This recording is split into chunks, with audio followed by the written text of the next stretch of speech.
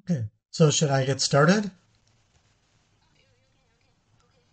Okay, thank you.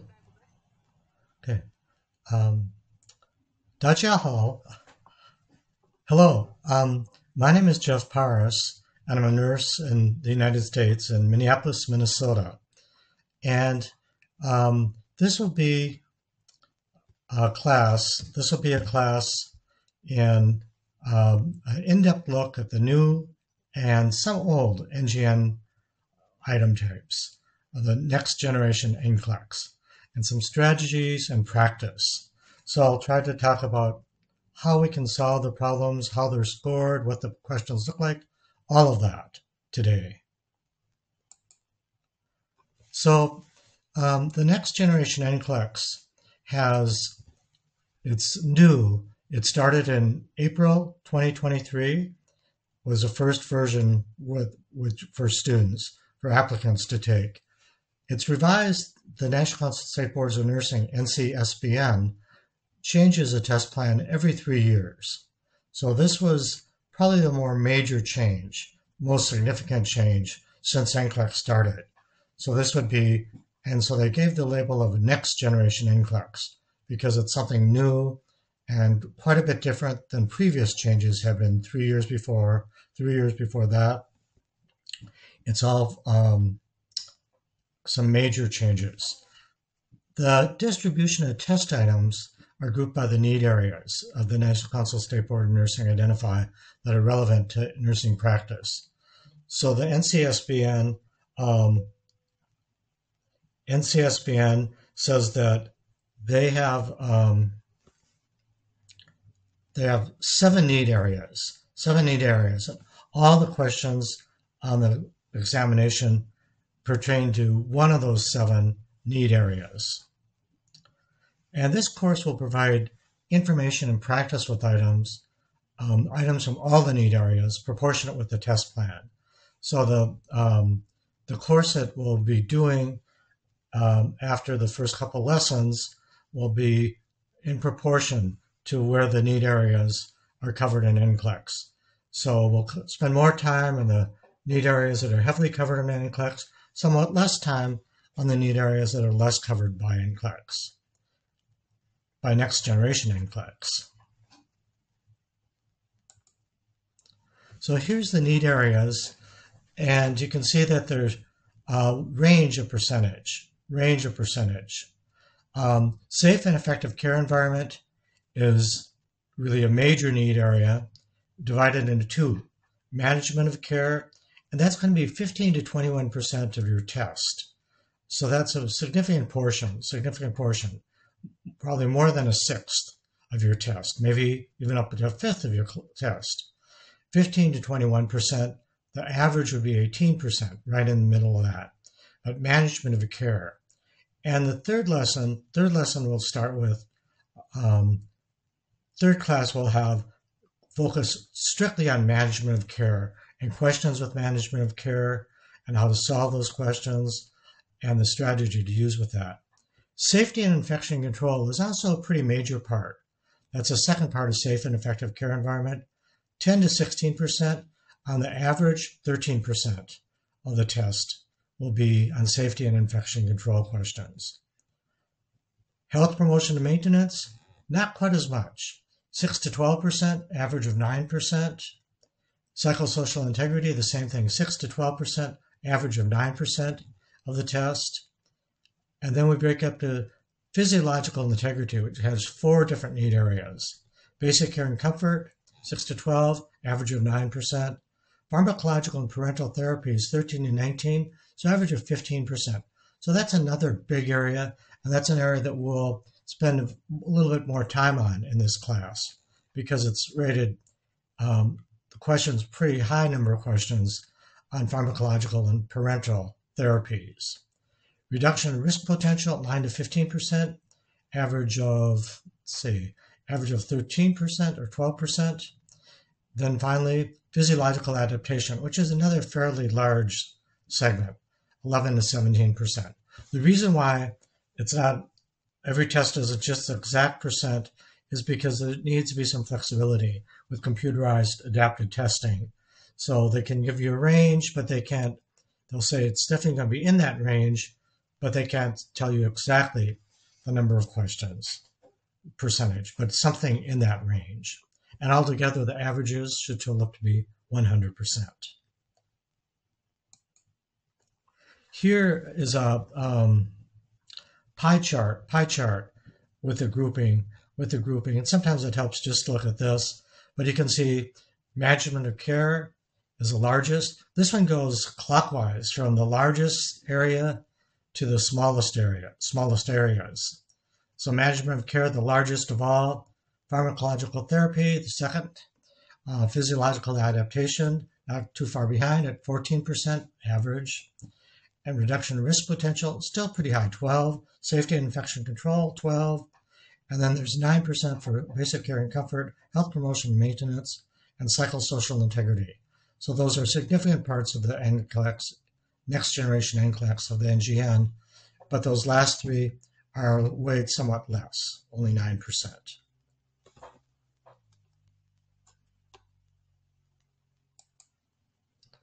So we'll talk about different items, and there's still multiple choice items, the traditional multiple choice items, and there's some things just to keep in mind about traditional multiple choice items. This is where there's only one answer. The traditional multiple choice item just has one answer, as opposed to ones that we'll see extended multiple choice. We'll talk about those later today.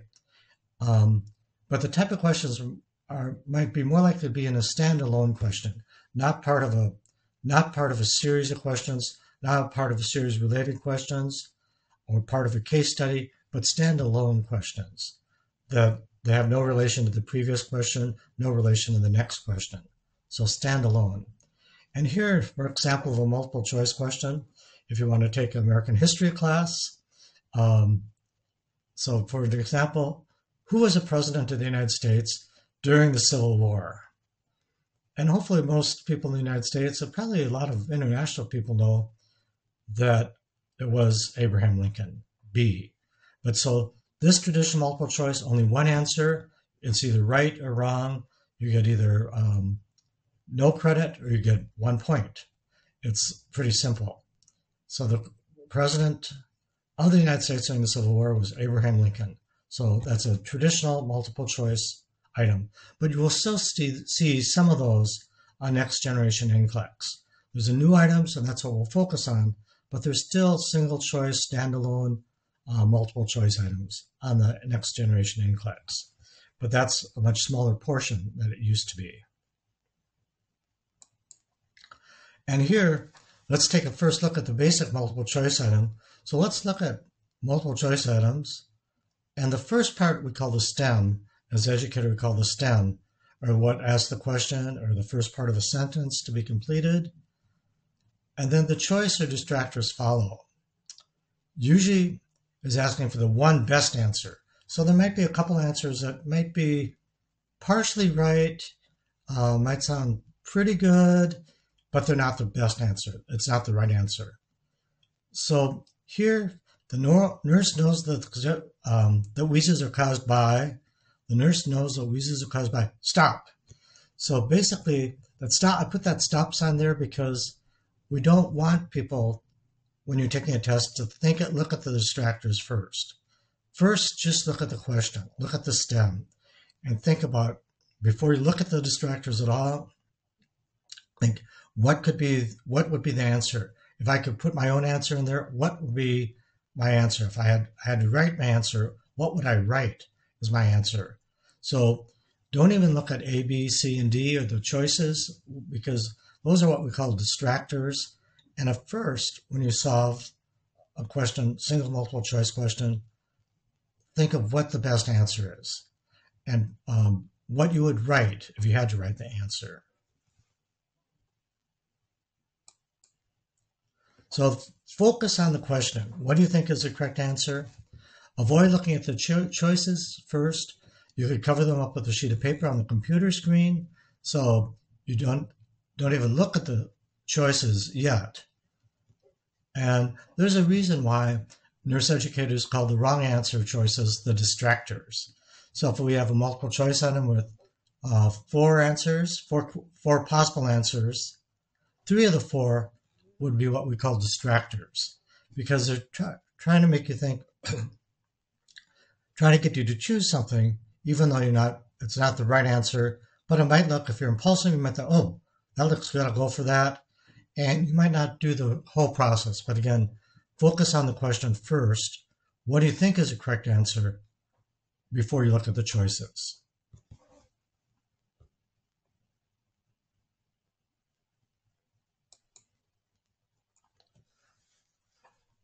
So the distractors are the wrong choices, but they often look really seem like they could be the right answer.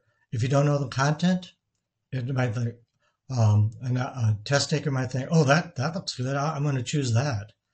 A good distractor should definitely be wrong, but it sounds good. It sounds like it might be the right answer.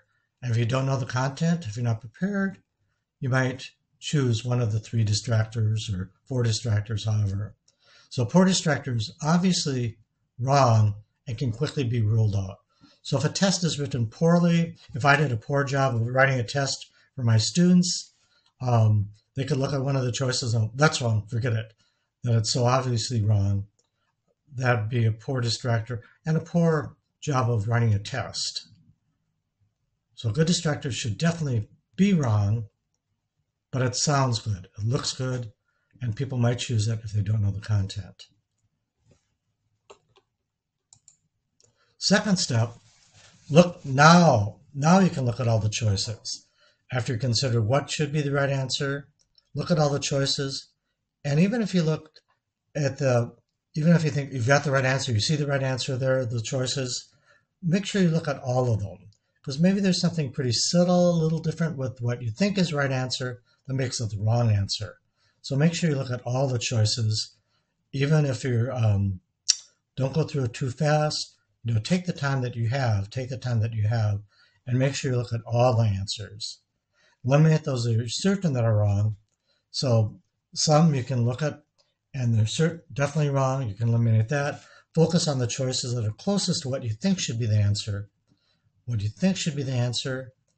And then make your choice. Make sure your choice is directly related to the question too. So multiple choice, single answer, multiple choice. The answer has to be relevant to the question. It can't just be some good information, some correct information. It has to be related to that question. It has to answer that question. And if everything seems wrong, look again at the question, try to start the process over again. Maybe your thinking will be able to be, when you start the process over again, maybe you'll be able to think of the question a little differently, and then look at the choices, and then maybe something will stand out as the correct answer. And everything else being equal, whatever answer feels the best to you. So it's kind of a subjective thing. If you're torn between 2 different answers, what answer just feels right to you? So that's a very subjective way of choosing an answer, choosing a choice. But still, sometimes your feeling, they found that how a person feels about an answer can make a difference, and that might help them find the right answer.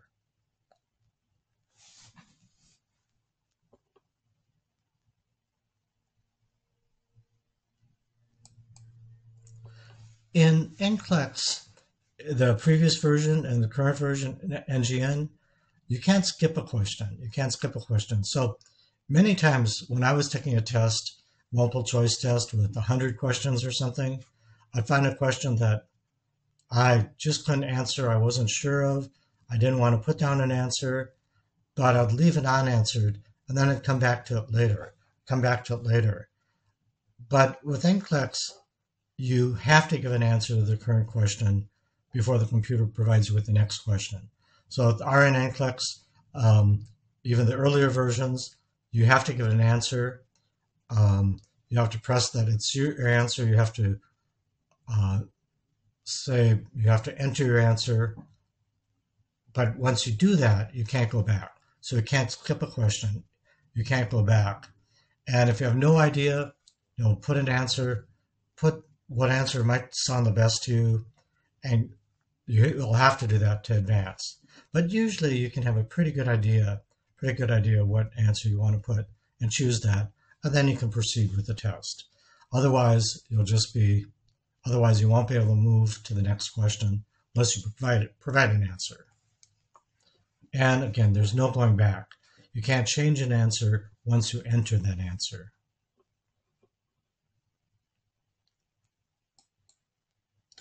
So focus on the choices. Here's a question that I showed originally. The nurse knows that wheezes are caused by. So I'm going to, first when I deal with this question, I'm going to say, okay, what are wheezes? What cause wheezes? Oh yeah, I heard them with some of the asthma. What caused those wheezes? Oh, I remember asthma. There's bronchoconstriction. There's airways constricted. Okay, so it should be something with constricted airways, like narrowed airways. And I can look at the choices. Collapsed alveoli. No, not collapsed alveoli. That's farther down. That might cause crackles, inspiratory crackles in particular, but that's not going to cause wheezes. Air in the interpleural space. So that's, by definition, air in the interpleural space is what causes a pneumothorax. But a pneumothorax isn't going to cause wheezes. It's going to cause lung sounds to be diminished, distant. It's going to compress the lung, but it's not going to cause wheezes. Hypoventilation, see? No, hypoventilation, there's less air moving. If there's less air moving, you're less likely to hear wheezes, less likely to hear crackles. So I know hypoventilation's not going to cause wheezes, not going to cause crackles, not going to cause rhonchi, because you need good air movement to hear those abnormal sounds. But so I have not hypoventilation, and then I finally get to D, narrowed airways. And yes, that's what I remember. My patient with asthma had narrowed airways. We gave a bronchodilator, we gave albuterol to open up the airways, and my patient sounded much better. We heard less wheezes, good air movement, but less wheezes after getting the airways dilated with giving a bronchodilator, such as albuterol. So narrowed airways would be my answer. I'm very confident that I enter it, and then I move on to the next question. So again, make sure you look at all the distractors, but before you look at the distractors, think, what would be the best answer here? And go back, apply your knowledge base, your clinical experience, and think of what is a good answer, and then look at your choices. Basic multiple choice strategies. Just because a choice has information that is correct and answered doesn't mean the choice is the right answer. So you might have something that looks good, right? Interesting. It's correct, and accurate, but it doesn't answer the question. So make sure that it addresses the question with your choice. If any part of the choice is definitely wrong, then it cannot be the key answers. So if any part of the choice, it cannot be the right answer. It cannot be the key answers. So any part of the choice is definitely wrong. So there might be a choice that's half right, half wrong, but if it's that half is definitely wrong, it can't be the answer. And does the choice address the question presented? Again, it has to be a relevant answer to the question. And so it should come close to the choice that addresses the question, should be close to what the ideal answer that you thought of in the first place. Before you even looked at the choices, it should be close to what you thought the right answer would be. In nursing, there's few absolutes. That there's few times when you can say that words like always, never, all are usually not correct. Answer choices that have words like that are usually not correct because there's usually some kind of exception. There's not absolutes like always, never, or all. So those choices usually aren't correct. Choices that have words like usually, commonly, occasionally, or probably are more likely to be correct. and they're more likely to be the right answer rather than something with the absolutes. And never say never. Almost never say never. So again, there's very few things in nursing, and probably in life overall, that are never. There's usually some kind of exception. And never, or some word with an absolute, a choice, probably is not correct. Probably not the correct choice.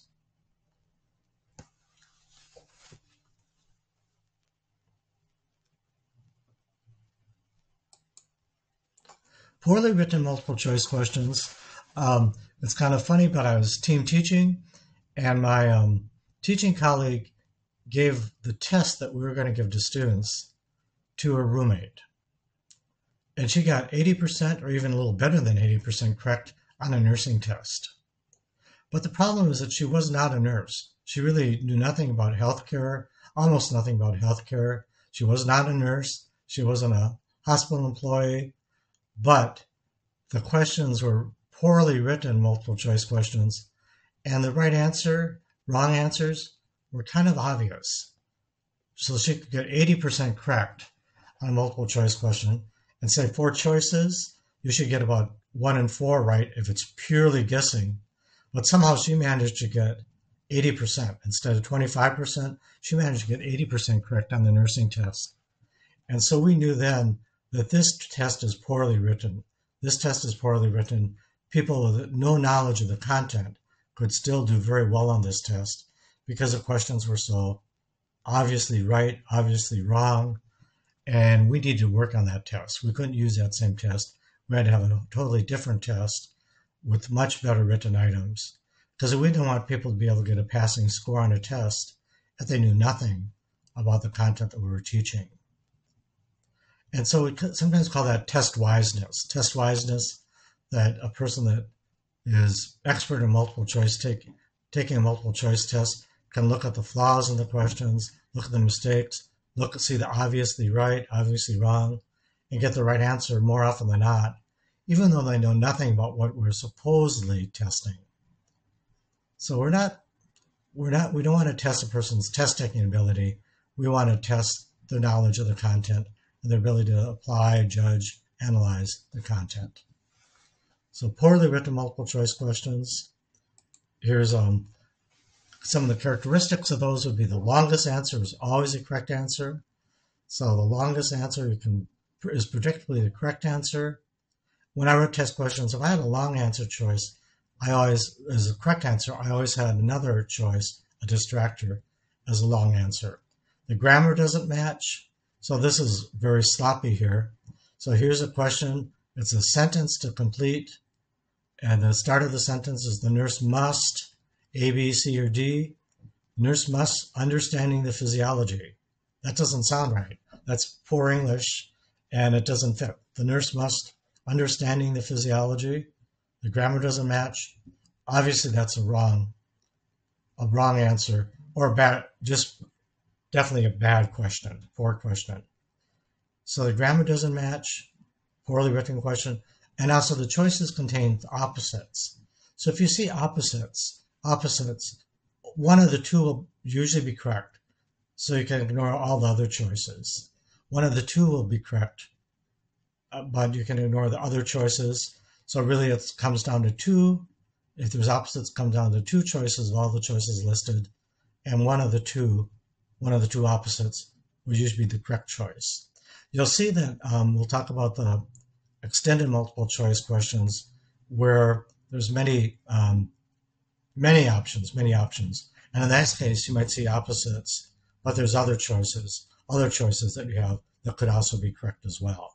But basic standard multiple choice question, only one answer is right. See opposites, you know that one of those 2 is wrong. Other ones you can probably not even consider if the choices contain opposites in a single answer question. Here, so test wiseness is nice to have in school because teachers, professors aren't always perfect at writing test questions, and so it does help. But But when you come to RN-NCLEX and any RN-NCLEX test, the questions are well written. There's a large group in it. I was an item writer in 2008, so I was part of the item writing team. That was quite a while ago. But there's consultants, there's a group of people looking at the questions, and they'll make sure that they don't come up with questions that are so obviously wrong or obviously right as what I was just showing you. So the next generation NCLEX, it's unlikely that you'll see questions that are that poorly written, that are obviously correct or obviously wrong, just from test wiseness. So you really have to know the content. But that's good. That's what the test should be testing. That's what NGN should be testing, not a person's cleverness or familiarity with test questions, but really the knowledge of the content and the ability to apply that content to real life situations, to client situations.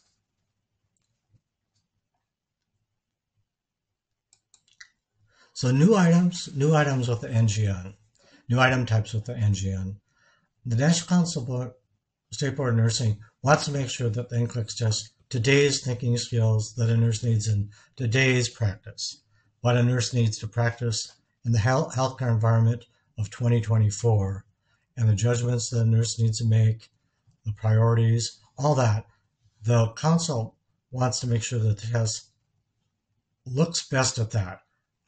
So it goes well beyond recall, simple memorization, but it goes with more complicated thought processes, cognitive processes, with judgment thinking skills, rather than something just memorizing a term or just rote memorization. They developed the NCSBN developed the Clinical Judgment Measurement Model, NCJMM, a National Clinical Judgment Measurement Model. So they developed that. And so now the new item types are designed to better assess clinical observation, judgment, and decision making.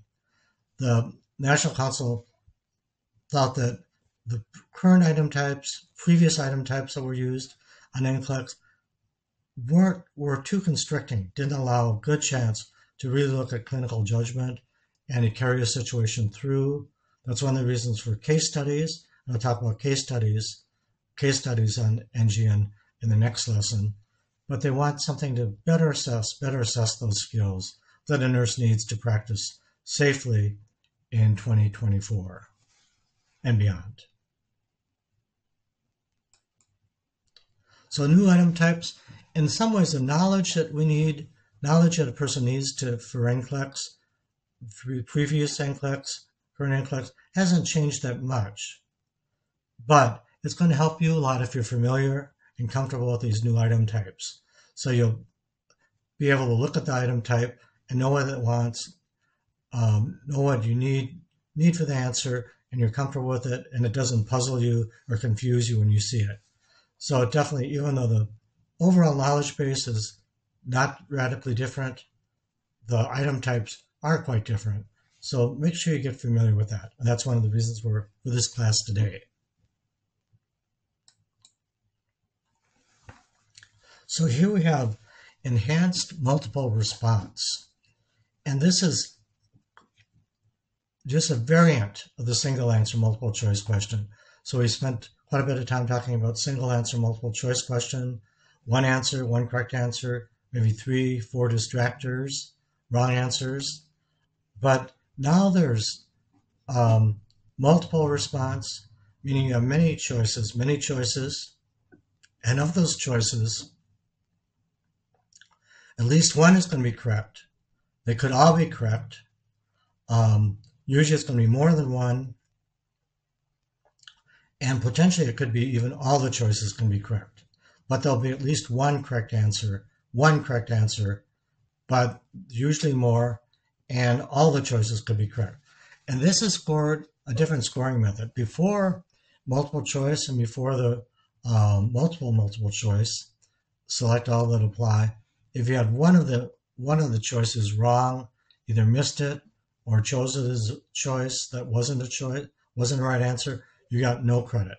But now it's a little different. Now there's plus minus scoring. You get plus 1 point for every correct answer.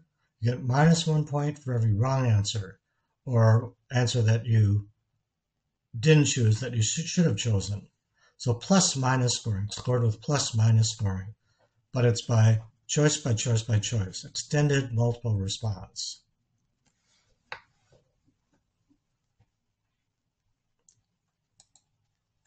So here we'll go through the first example question. I guess another example question. So this is the nurse is preparing to irrigate a Foley catheter, indwelling retention catheter, same thing, Foley catheter, that is suspected of being included by a blood clot.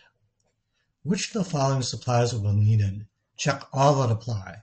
So it's like a multiple choice question, but instead of A, B, C, D, you have A, B, C, D, E, F, G, H, I, J. You have many choices, not just 4 choices. And it's going to be at least one of these listed here. But it could even be all that are listed here, unless there's opposites among the choices. If there's opposites, you know that one is probably a correct choice, another one is probably a wrong choice. But you have to look at each of these, and see what's needed, check all that apply. And so we're given a procedure and all these choices of equipment that we may need. And you have to decide which ones are needed for this particular procedure.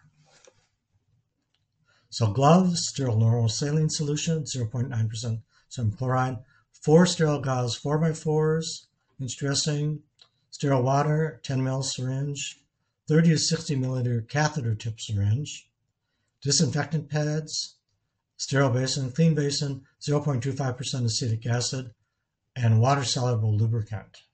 So what will you need for this task, irrigating the Foley catheter? So first, before you look at the possible supplies, don't even look at the possible supplies, but think, what will I need to complete this catheter irrigation? And rehearse the procedure in your mind. Okay, I'm going to be doing this. I'm going to be putting solution through the catheter. I need a syringe, and usually a fairly large syringe, because I'll probably be flushing it with a fairly large amount. I need a sterile solution. What sterile solution? I need gloves as part of standard precautions. What else will I need? A basin. When I pull out, I need to put someplace. I need to fill my syringe from a basin. So I'm going to pour the saline in there, the solution in there, and look at the entire list of supplies, and maybe even mentally kind of visualize, close your eyes and visualize doing the task, doing the job, and the equipment that you'll need. But keep in mind that the only correct answers are the supplies you actually need for this procedure. So what will I need for completing catheter irrigation? I'm not putting a catheter in, I'm not taking a catheter out, I'm not doing that, I'm not doing care to disinfect, catheter care to help prevent a urinary tract infection. The question is just asking, what will you need to complete this catheter irrigation? So that's the only thing you'll need to look at. So now if you keep that in mind, let's answer the question, and we'll go one by one. Check all that apply. So I said I needed gloves. It doesn't say gloves, sterile or unsterile, and that's because often there's 2 ways you can do something. You can do something with sterile gloves, or you can do something with clean gloves, but still using a sterile technique. So the catheter irrigation, we're pretty much always using a sterile technique. We're using a sterile technique, sterile solution, sterile syringe. Inside the syringe, we're using a sterile technique. But we'll wear gloves because part of standard precautions is always wearing gloves when we deal with body fluid, and urine is a body fluid. Sterile normal saline solution, yep, that's a solution that we normally irrigate, kind of the solution of choice, and that's 0.9%, or also called normal saline, is what we'd use. 4 sterile gauze 4x4 inch dressings. There's really no reason we need that. We're not doing a dressing change. We're irrigating catheter. There's no need for that. So I would not choose that as an answer. Sterile water in a 10 ml syringe. That sounds like what you'd use for inflating the balloon when you put a new Foley catheter in, when you're putting a new catheter in. But so in some cases, sterile water in a 10 ml syringe is something we need, but not for this procedure. This would use that for putting a catheter in, but we're not using it for our irrigation. So that would be for the balloon injection port, but we're not doing that. Surgical mask. Some procedures say yes, some procedures say no. You could use that. It wouldn't be a negative, but most procedures it's not included in the irrigation of the catheter. So you can leave that as not choose that. Next one, 30 to 60 milliliter catheter tip syringe. Yes, we know we need that. We need a catheter tip because we're going to go in we're going to put the syringe inside in the catheter, and we're going to put the male adapter of the syringe, the tip of the syringe, and the female adapter of the catheter. So we need a catheter, a syringe, fairly large capacity for irrigating. So probably anything between 30 and 60 milliliters. So we'll choose that. Disinfectant pads such as alcohol, chlorhexidine. Yes, we're going to use that. We're going to disinfect surfaces. We're going to try to surface of the catheter, the female adapter of the catheter, the external part of the catheter. We're going to use disinfectant, and generally alcohol is used, or chlorhexidine is becoming much more common now. Sterile basin, yes, we need that because we're going to draw up the saline, pour the saline in there, draw it up with our syringe. So we need the sterile basin because we're using sterile technique. A clean basin, we'll use a clean basin because what we aspirate with this technique, what we aspirate, we're going to put in the clean basin. And actually that's where we can see, if we're aspirating, if we're pulling out blood clots when we're doing the irrigation, we'll be able to see it in the clean basin. But that basin just has to be clean. It doesn't have to be sterile. So we need both basins. Sterile for our solution, irrigation solution, clean for our returns. And finally, 0.25% acetic acid solution might be used for catheter irrigation to try to control bacterial growth. Acetic acid is a fairly good disinfectant solution, but in this case, what we're doing is irrigating the Foley and trying to deal with obstruction, so we don't need acetic acid. So the right answers would be gloves, sterile normal saline, maybe a surgical mask, the catheter syringe, definitely, disinfectant pads, definitely, and sterile basin and clean basin, definitely. But we just have to go through, when you see a question like that and you see all these things listed, so many things listed, it's kind of overwhelming. But first, before you look at the supplies, possible supplies, think of, what will I really need for this particular procedure, and just think, what are we doing? What do we need to do, and what do we need for this? Not for other aspects of indwelling catheter, but just for the irrigation. So let's score. So here, I mentioned that it's plus and minus scoring. So we can score this, say this is someone's choices. And the computer will automatically score this. So this person chose gloves. That means +1. They have +1 here. They chose sterile normal saline. We also need that. So now there's another +1. So now they're +2. And then they chose 4 sterile gauze 4x4 inch dressings. Okay, well, they don't need that. So now they've lost a point. So they've gone from +2 to +1. And they chose sterile water in a 10 ml syringe. And they don't need that. So now they've gone to 0. +1, +1, -1, -1. Now they're at 0 points. The next choice they put was sterile basin, and that's correct. So now they're at +1. They've gone from 0 to +1. And the last choice they made was 0.25% acetic acid solution, which we don't need. So they've gone from +1 to 0. So they get no points for these answers. So they didn't do a very good job here. They didn't do a very good job. If they just chose the right answers, they'd get 1 point for gloves, 1 point for sterile normal saline, 1 point for catheter syringe, that's 3 points. Disinfectant pads, 4 points. Sterile basin, 5 points. Clean basin, 6 points. So if they just chose the right answers, they'd get 6 points. But being that this example shows the equal number of wrong answers as right answers, it ends up being 0 point. +1, -1, +1, -1. So this person got no points for this. So it didn't help their cause, didn't help improve the chances of passing the NGN with these responses. But that's an example of how the plus-minus scoring works. 1 point for the right answer, -1 point for the wrong answer with plus-minus scoring. Extended drag and drop. So this is a question, again, you have to consider a number of choices, one by one. And again, this is scoring a little bit different, not plus and minus, but it's +1 for a right answer, 0 for a wrong answer. It's going on a +1, 0 basis. So 1 point for each correct answer, 0 points for any wrong answer.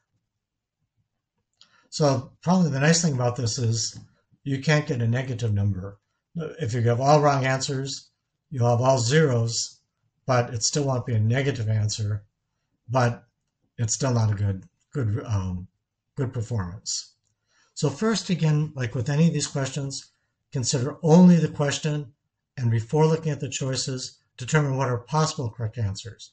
So look at the correct answer, look at the question before looking at the possible answers.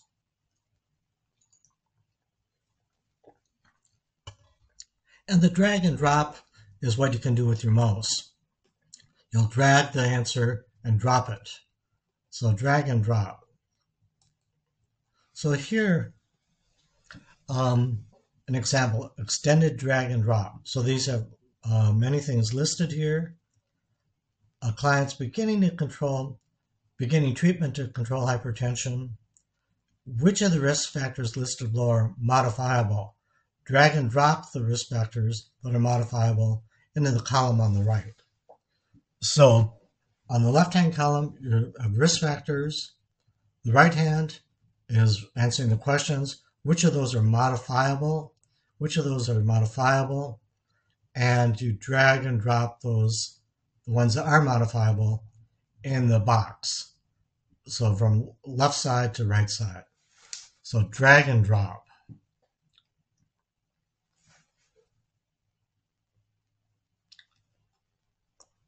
So here again, so analyze this question. Take some time to think it over before you start dragging and dropping. But a client's beginning treatment to control hypertension. Which of the risk factors listed below are modifiable? Drag and drop the risk factors that are modifiable into the column on the right. So think of, really the key word here is, well, hypertension, but the thing, probably the most important thing is what's modifiable, what's not modifiable, or non-modifiable. And basically, what can people have potentially some control over to change? What can't we change? What can't we change? So I can't, at my age, it would be nice, I wouldn't mind being 20 years younger, but I can't modify that. That's not something I have any control over. I can eat better, I can exercise more, I can lose weight, I can do all those things, but what are modifiable? So really the key word here is, what are keywords modifiable? Think about what you know about hypertension. You've talked about hypertension in your practice, in your initial education. And so what do you know about hypertension? And then start looking at the possible responses. Here's a little hypertension affects your whole body. It should be affect your whole body. That's the English word effects and affect. Effect is a little bit confusing there. But hypertension affects your whole body. But what do you know about hypertension? And now we'll go to the answers. Now we'll answer this question. So what's modifiable? We're looking at risk factor. How about stress? So stress can be modifiable. Stress can be modifiable, breathing exercises, stress reduction, lifestyle modifications. So you can modify stress. Modify stress. It can be lessened. Probably not totally eliminated, but it can be lessened. So that is modifiable. Family history, you're stuck with it. Family history is history. You can't change history. You can't change your family history. It's not modifiable. So stress is modifiable. Family history is not. Overweight or obese, people can lose weight. It's not easy, but people can lose weight. There's actually some drugs now that probably will aid in with overweight. Those drugs are becoming very popular in the United States. But that's modifiable. Being overweight or being obese is modifiable. High sodium diet, that's modifiable. You can decrease the amount of sodium you take in. Certain people are salt sensitive or sodium sensitive, more likely to be affected by high sodium intake. That's more likely to cause hypertension, high blood pressure. But you can modify sodium intake. It's not easy. People sometimes think this food tastes so awful, it tastes so boring food, but we can modify high sodium intake. Excessive alcohol use, that can also be modified. That can be modified with abstinence or at least reduction in alcohol use. Smoking cigarettes, not an easy thing for people to quit, but people can quit, or at least people can cut down on how much cigarettes they're smoking, the amount of cigarettes that they're smoking. So that's modifiable. Sedentary lifestyle, in English you might call a couch potato, someone that sits on the couch watching television, playing video games, and couch potato. But sedentary lifestyle, that can change. That's modifiable. Low serum potassium, we can also adjust the potassium, so that's modifiable. We can potassium supplements, high potassium foods, so we can modify that. And finally, age over 60, can't modify that. That we can't change. We can't go back in time. So that's non-modifiable. But most of these factors, as you look on here, most of them are modifiable, and those would be the ones that would drag. The stress would drag to modifiable, overweight, obese to modifiable, high sodium diet modifiable, alcohol use, cigarettes, sedentary lifestyle, potassium. So everything other than family history and age are modifiable in this situation. So again, modifiable is a key word. If you read it too quickly and you think risk factors for hypertension, and you just think risk factors for hypertension, these are all risk factors, but make sure you consider only the ones that are modifiable. Here's another drag and drop. We'll probably do this one, and then we'll take a break here in a little bit after this one. So another example of extended drag and drop. So there's a lot of choices here, and the adult client with a tracheostomy has an order for deep suctioning is needed. Identify the aspects of suctioning technique the nurse should follow. And so apply and release suction about every 1 second. So apply, release, apply, release, apply, release. Insert the suction catheter about 10 centimeters, no deeper than the length of the tracheostomy tube. Use a larger size suction catheter that will fit inside the tracheostomy. Insert the suction catheter until resistance is met or cough occurs. And the suction setting should be from 200 to 300 millimeters of mercury, or about 27 to 40 kPa for the suction setting. So those are, that's not the entire procedure with suctioning, but it gives you some of the techniques, and what's appropriate, what's not appropriate. Identify the aspects of suctioning technique the nurse should follow. from the choices below. So here to deal with this question, again, focus on keywords. So tracheostomy is obviously a keyword, suctioning, keyword, and this is deep suctioning. So it specifies deep suctioning. Identify the aspects of suction technique the nurse should follow. And look, are there opposites among the choices? So look, when we get back to the choices, are there opposites among the choices? And physically perform some of the techniques. You know, you can even do it on your own, with your own hands, pretend that you are suctioning and your experience with suctioning, and what did you do, how did you do it, what did it feel like, what was your timing. So you could physically actually go through some of the techniques, and that might help you in answering this question. So keywords, are there opposites, and physically perform some of them, and do they seem realistic? So here, we're going to answer the question. We're going to answer the question, and the client, deep suctioning is needed. Identify the aspects. Okay, the very first technique we have, apply and release suction about every 1 second. Now, if you just perform that, and you use your thumb, 1 second on, 1 second off, 1 second on, 1 second off, 1 second on, 1 second off, that's not going to produce very effective suction. It's like turning a machine on and off right away. You don't get much suction. You don't get much suction benefit. So that's much too quick. Every 1 second, apply, release, and you can imagine doing that with your thumb, on second, off a second, on a second, off a second. So that doesn't seem right. Don't drag and drop that. Don't use that.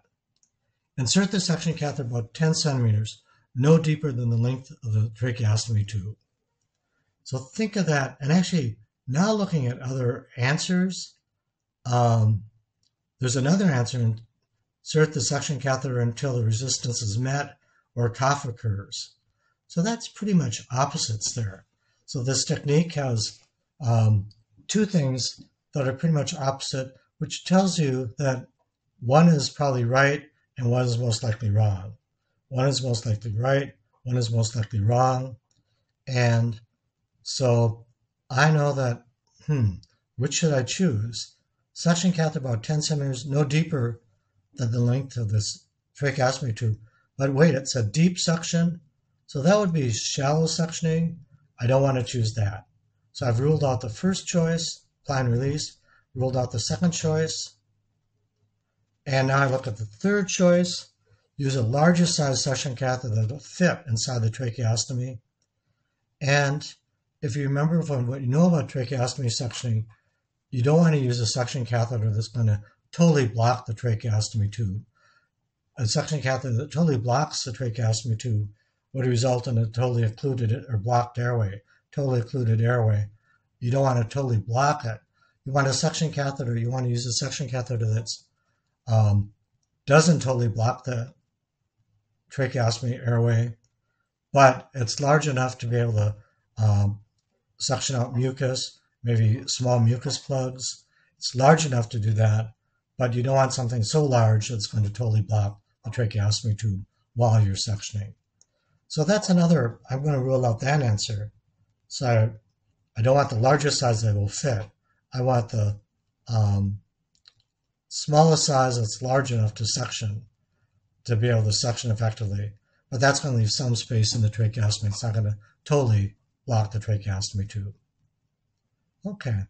Next one, insert the suction catheter until resistance is met or a cough occurs. And then we figured out that was pretty much the opposite of the about 10 centimeters suctioning. And we figured out that is the right answer because it specifies deep suctioning. And the suction setting should be from 200 to 300 millimeters of mercury. And you know from what you've studied, if we have too high suction, that can cause damage. That can cause irritation, damage, the tracheomucosa, the lining of the trachea. And we don't want extremely high suction. And 200 to 300 millimeters is extremely high suction. So we don't want that. So actually, we only had only have one answer here that we accept, and that's insert the suction catheter till resistance is met or a cough occurs. This type of question it always will have at least one. It can have more than one. It could even have all of them. But in this case, we determined that there was only one correct answer. So the only thing we'll drag and drop for deep tracheal suctioning is insert the suction catheter until the resistance is met or a cough occurs. So again, think of what the procedure is, and think of what you've done before, what you know, what you've learned, and then look at the different parts of the technique and then choose and drag and drop. But in this case, there was only one. I chose the correct one. I got 1 point, which was the most points you could get on this question. So you or I did well on this question because you chose the one correct answer that was listed. But there could have been, most times there's going to be more than one correct answer. So we can take a break now. Let's see, I was told a 10-minute break. And when we come back, we'll start with the closed drop-down questions. So another type of item in the next generation of Nclex. So have a break, and if you have questions, I think you can use the chat function, and I'll try to answer questions at the end of the day today. Thank you.